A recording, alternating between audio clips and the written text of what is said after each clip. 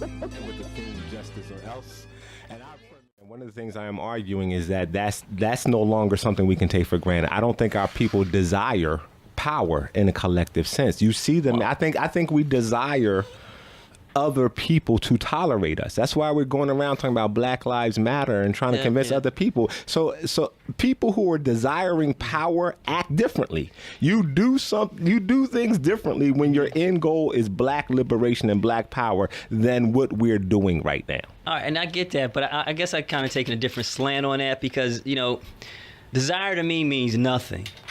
It really does. In regards to, what you have to actually obtain, because just having a desire for the power, and I get what you're saying, we should go back to having desire for the power, but what I'm looking at is we have to more or less obtain and strive for that power. But what you desire will frame your actions. So it means time out for a minute. Desire means everything. I get because that. If you desire incorporation, you will direct your energy towards being incorporated. Okay. If you desire power, you will work your energies towards a different end. Okay. What you desire that's where you will do. Now, it doesn't mean you'll get it, but it will frame what you go for. Now, and again, I get that. And fundamentally, ideologically, all that makes sense. But what I'm saying right now is when we look at the whole scope of dynamics of socially how we're interacting as a people, you go to a man, to a woman, and ask them, do you desire power? And they will all say yes. But then you ask them, what have they done to actually engage in that? So their desire has never changed, but their actual engaging in that is what I'm saying. That's where the Black liberation movement has fallen off. I'm saying to you, I hear you, and it sounds rhetorically great. When I go to people, I hear your questions. So when you go, you work with brothers, you work with young people, old people. We work with. When you say, "Bro, what you up to?" So of course, if I say to you, "So my brother, do you desire power?" Number one, it's not a given, dude. We just did race, manhood, and power, right? We did this thing at the Painted Bride 3-4 months ago. The word that everybody was most scared of, be they white or Black, was power. So it is not a given that people will profess we have been trained that is a bad word, that is a boogeyman. When you ask most people what they're about, they'll say, I'm chilling, I'm maintaining. That's not a desire for power. But when you bring it up, they will not deny the need for it. I hear you. Okay. All I'm saying to you is when you ask President Barack Obama about Black power, he's going to tell you that that's not his agenda.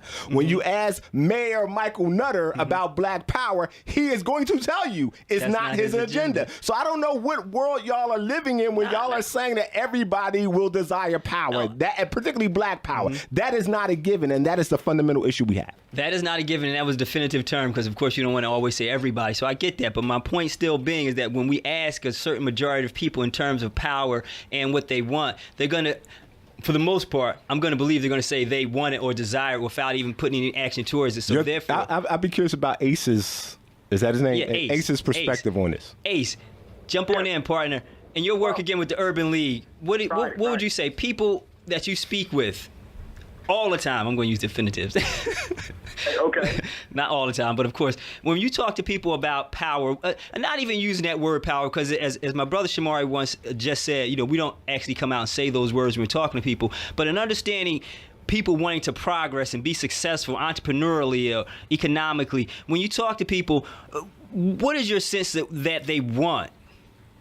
I think what people want is more like self-reliance first. We live in a nation, especially just speaking here in Ohio, of it's almost like, what can I do for me and my nuclear family first, my household first?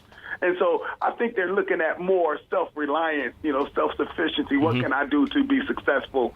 And so then you think more of a community. There's a big, wide community push here in Akron. Now we got a lot of like Black Lives Matters foundations here. We got a lot of Knife Foundation that's here. We're doing a whole bunch of community stuff as it relates to different art projects or even some religious aspects. But I believe that when you ask somebody, I'm going to use the word power. I'm going to use the word power. So if you start talking about, hey, what do you consider yourself trying to get power? What are you doing with it? What are you trying to do? I think people here are more like scared to even say it. Thank you. I tell you, when you talk to folks, they scared of that word. They're not. I think that. I see you trying to advocate. You trying, my brother. The reality is, it has been a word and a concept since the Black Power movement, by the way, that has been trained out of our psyche.